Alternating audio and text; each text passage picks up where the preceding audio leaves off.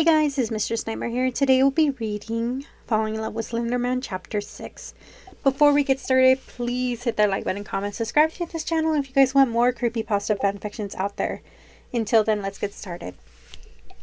Sage, give me a chance to explain. I know you saw what we did, and you can't tell anyone. If you do, well, I guess you'll find out exactly we'll do to you in return. You can't let this get out. It's more dangerous than anything you should imagine. Your life would be in tiny pieces to pay to keep it between us. After all, what was that quote again? Two can keep a secret if one of them is dead. Remember that? Ellie, Sage asked herself, who was that? The handwriting appeared to be male, but the name, the signature, it would be begging to differ. That was another boy. So it was Ellen, her best friend, or her worst enemy. Sage had seen. The letter wasn't dated, so she had no idea. It could have been from 3 years ago, or 3 days ago. Something, or somehow, Sage thought, more recent.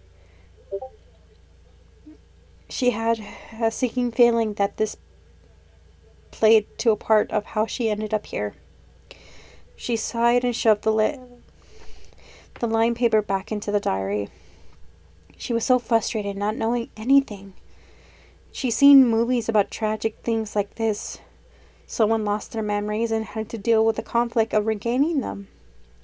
But more had ever started off as a mysterious stranger holding them captive. A loud boom was sound ringing through the air. The bed that she sat upon below her. She quickly reached for a coat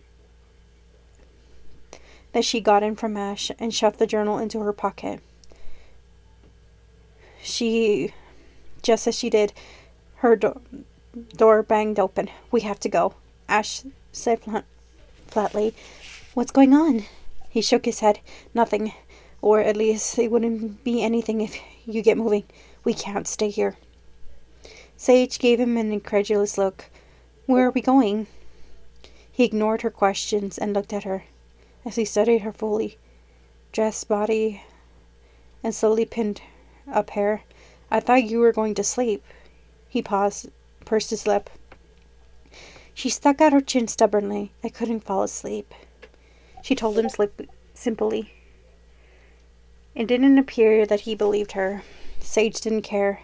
Ash swiftly walked over to her and grabbed her wrist. I don't have time for this. We have to leave. Now. Sage's fingers gripped the coat as he roughly pulled her to the door, as she almost had to leave it behind. Then her only clue of her past would be lost forever. Another thunderous boom could be heard. She cringed. Were they being attacked? This way, called loud and clear. The voices. It sounded like it was coming from a fight.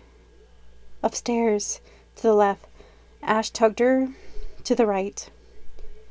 Is there even an exit? She demanded. Shush! Definitely this way, another man from the staircase called, the sound growing closer. Ash stopped directly in front of a large wall and stepped out of the chambers, blocking it. His eyes snapped shut. What the hell are you doing? Sage shrieked, forgetting to keep her voice down. Come on, I can hear voices, the guy yelled again, this time coming from the hallway. Ash! His eyes flickered just to open and glared at her. She fell silent. The moment a door appeared before her eyes. How did you do that? She stuttered. Ash simply shrugged and pulled her through the entryway.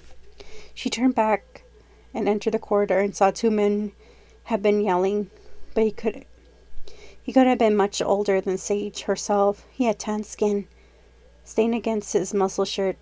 His arms, his hair were bleach blonde. Sweat thick down his face. His eyes widened. He noticed her unwavering stare. Someone's with him, he called. Just another man stopped beside him, taller. It could have been a brother, except he looked different from the skin tone. A newcomer? It was Bliss with a blonde hair, but his skin nearly patchy as sage, making him look washed out.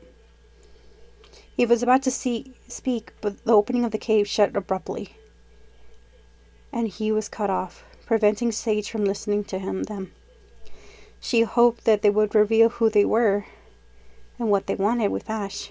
Move faster, Ash hissed, his grip tightening on her. She didn't ask. As they ran through the winding tunnels,